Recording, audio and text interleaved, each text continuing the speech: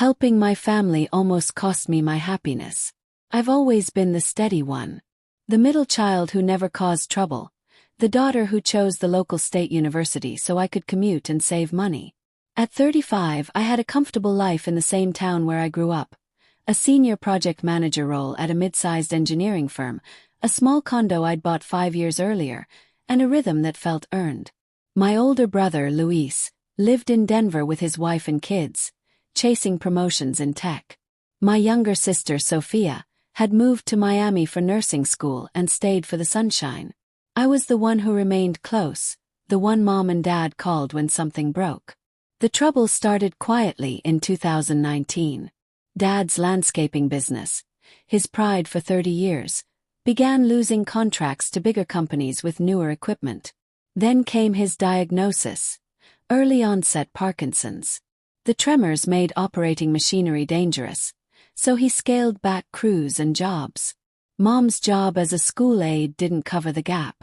Bills piled up: mortgage on their house, Dad's medications, physical therapy, truck insurance.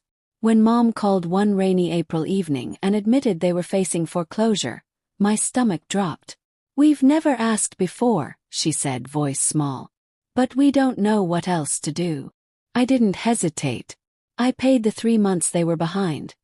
$8,000 from the down payment fund I'd been building for a bigger place. Felt like the right thing.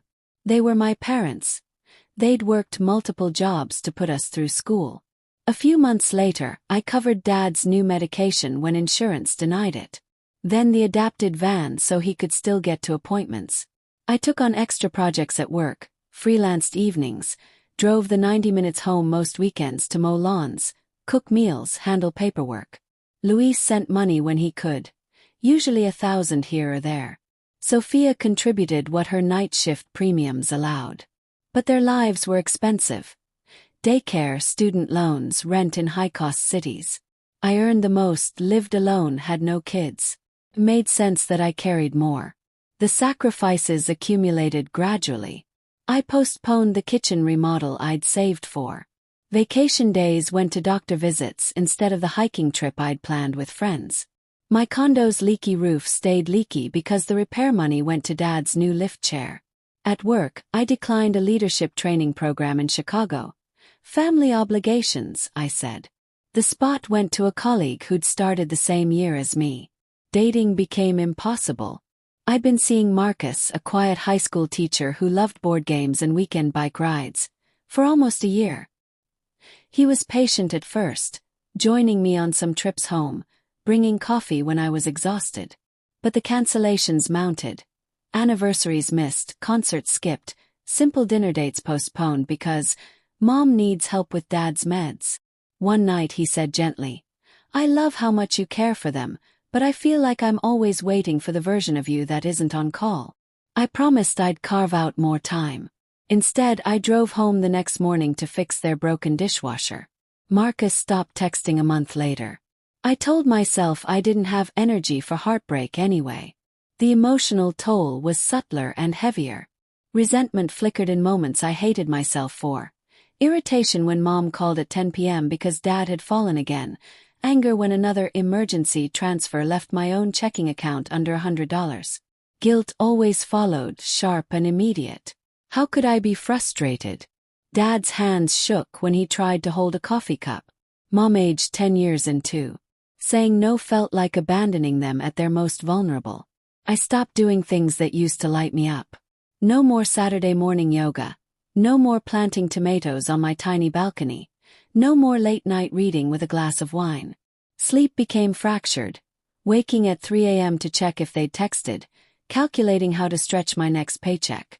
Anxiety settled in my chest like a stone. I gained weight, then lost it from stress.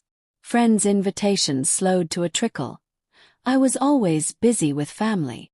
The breaking point came last spring, on a Tuesday I'll never forget. I opened my mail to find a letter from my mortgage lender. Missed payment notice. I'd automatically sent money for Dad's new experimental treatment, $15,000 I'd borrowed against my 401k, and forgotten my own bill. My savings were gone. Credit cards maxed. Retirement loans looming. For the first time, panic was for my future, not theirs. I sat on my kitchen floor and cried. Not dramatically, just exhausted tears that wouldn't stop. I drove home that weekend and asked everyone to meet. Mom, Dad, Luis and Sophia on video call. I brought bank statements, loan summaries, a spreadsheet totaling $168,000 given over 4 years. I spoke calmly. I love you more than anything. But I'm drowning and I can't keep going like this alone. Mom wept. Dad's trembling hands covered his face. Luis and Sophia were silent at first, then apologetic. They hadn't realized the full extent. We built a new plan together. Dad sold the remaining business equipment and took disability benefits he'd been reluctant to apply for. Mom started caregiving for an elderly neighbor. Flexible hours, decent pay. Luis increased his monthly contribution and helped research grants. Sophia moved back temporarily to handle daily care, giving Mom breaks. I guided them through budgeting apps, Medicaid supplements, payment plans. The house stayed safe, but the weight became shared. Setting limits felt like failure at first. Therapy helped me see it wasn't. I'd measured love in dollars and hours sacrificed, believing boundaries meant less devotion. They don't. Recovery is gradual. I've paid down the highest interest debt, resumed retirement contributions, finally fixed my roof. I started hiking again. Short trails at dawn, breathing in pine and quiet. I joined a book club. The first meeting felt like coming up for air. I've even gone on a couple of coffee dates. No promises, just possibility. My parents are managing better. Dad's progression has slowed with the new treatment. Laughs more. Sophia stayed in town, found a nursing job she loves. Luis visits often. We talk openly now. No more late-night emergencies without discussion. The quiet lesson arrived without fanfare. Helping family is sacred, but only when it doesn't require your own disappearance. Love thrives in balance, not depletion. Boundaries protect the giver as much as the receiver. I almost lost my happiness trying to safeguard theirs. I won't make that mistake again. I still help. Deeply, gladly. But now I help from a full cup, not an empty one. And slowly, carefully, I'm refilling mine.